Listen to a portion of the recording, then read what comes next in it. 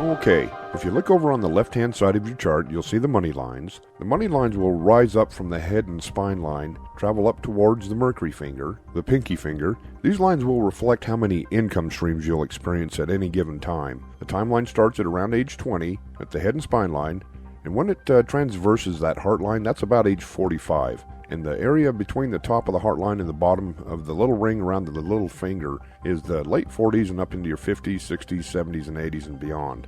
There's a timeline that runs up through that. Now, these are any income streams from jobs you have or spouse's jobs, investments, inheritance, or any money that comes into your household. And you've got to count student loans, anything that increases your income into your household. Later on, we'll show you how to correlate these lines with the achievement lines and the fate line. So as we take a look at your money lines, these are actually income streams.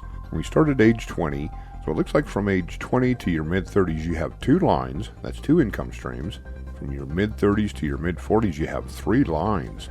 Then from your mid-40s into your early 50s you have 2 lines. From your early 50s into your mid-60s, there's 3 lines. And then from your mid-60s on up into your 80s, there's 2 lines, 2 income streams.